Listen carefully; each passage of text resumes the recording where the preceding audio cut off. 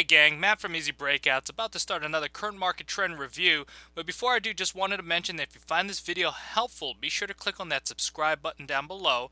Also, you can view additional videos by visiting our YouTube channel. Alright, let's hop into our analysis. So folks, another triple digit day across the board, new highs across the board. Now we've got the Russell finally joining in with us, although albeit a little bit of a muted response towards the end of the day. But the Dow, S&P, Nasdaq's having a very good day. Russell adding on some new gains, getting up into new all-time highs here. So as we take a look at the crude and the gold, crude balancing out, gold same thing, and the bonds actually coming off just a little bit today. So we'll see all of these on the charts. But as always, starting off our analysis here with the S&P 500 index on a daily time frame, and here's that breakout that we were talking about up and over these 2300s. A nice gap up today, closing at the highs, and so we continue to make some nice headway. One of the things that again, I'm just pointing out to our video watchers here is just now watch these 2300s. So where the selling comes in at this point when you're at all-time highs, nobody knows. But at this point, what you got to watch for here is being able to maintain this breakout level right there, right above the 2300s. Folks, if we somehow find ourselves down below that, down in here, that could signal potentially a void of buyers or a lack of buyers up and above this area. So that would be our first area of concern. And then, as we've been mentioning, watch those previous places where support has come into the market, and if the market can find some support there, I think you have another chance for a leg up. But if all of a sudden you start giving way at those prior supports, it could mean that there's a bigger market correction in store. As we move over to the Nasdaq here, we saw that this is actually where most of the bid has been over the last few weeks, of Nasdaq notching a new all-time high, even getting close to the 5800s.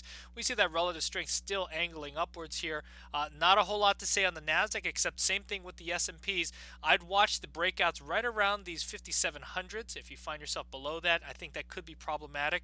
And just looking at these prior areas, the support to places where the market has found some buyers in the past, I would watch those levels. So 5650s, like the 5570s, and down here right around these, around basically about the 5520s or so. On the Nasdaq, those would be the different areas to watch there for any potential breaches down below. As we move over to the commodity space here, taking a look at the gold contract here, gold, as you can see, kind of backing off that run here up towards the 1250s. We got up to 1247 and change before backing off here, kind of hanging out near those 1220s, and that was that prior area. If we kind of just extend this out, let me just activate this and just extend it out so you can see how the gold has kind of bounced right at that level. So it broke out above those 1220s, now has kind of tested that breakout a little bit. I don't think this is the last time we see up at the 1250s. I think potentially there's at least a couple of more tests up in that area to see if we can break out from that region and extend some of these gains we've had off of these lows. As we move over to the crude, no resolution still here on the crude. So again, we've been talking up and over the 54s or down below the 51s. Either way would probably cause some directional trade. And then finally, taking a look at the bonds here, we saw the bonds continuing to sell off below these upper levels here. Remember, we had kind of pointed out, hey, just real quick heads up, we do see the bonds kind of peeking their head up above these resistance levels. We saw that in conjunction with a market that was looking weak in the beginning part of last week, and we said, hey, just keep an eye on that. That could be a little bit of a risk aversion trade. As soon as we saw that come back down under that breakout area, we saw the markets lift, and that's how we just hit those new all-time highs over the last few days. So folks, keep an eye on these bonds. If at any point in time they continue to or resume that uptrend or resume that that test up here at the upper levels, that could be, again, buyers coming into the bonds. That could be a risk aversion trade coming back into the market. But if all of a sudden you start to find yourself down below these 123s on the 10-year futures, I think that potentially that could be a signal that the market is again looking for higher rates.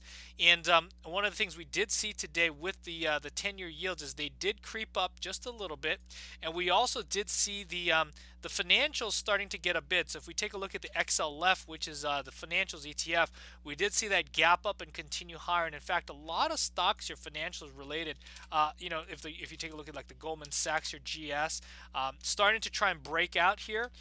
Bank of America is chomping at the bit right at these levels after forming a flat base. So we see a lot of these financials, which have been kind of marking time going sideways, forming these bases, are starting to form up. And again, folks, what's the game plan? The game plan is buying these high relative strength stocks as they're breaking out of recognizable chart patterns. And folks, a lot of the financial names are forming recognizable chart patterns. We got to wait for the breakout up and over the highs. That being said, in terms of breakouts, one of the things I did notice about today is a lot of the smaller cap stocks kind of just faded sideways throughout the day. In fact, we got finally taken out of some of our really big winners here. EXEL was one of them.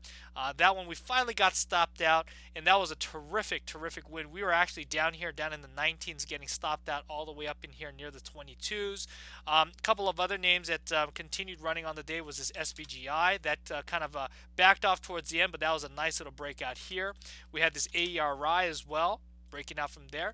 So folks, as you take a look at some of the names that we're stalking, they are the highest relative strength names, the ones trading up near all-time highs, breaking out with heavy volume from these recognizable chart patterns. Always has been, always will be the game plan. And folks, just have a great trading day ahead. Happy Valentine's Day to you, and join us for our next market trend review. Hey, by the way, if you haven't done so already and you're liking the analysis, go ahead and hit that subscribe button down below. And as a reminder, you can also view additional videos by visiting our YouTube channel. Or if you'd like to find out more about easy breakouts, go ahead and click that show more right above the comments section to find out more about easy breakouts. But other than that, have a great trading day ahead, and may the trend be with you. Take care, everyone.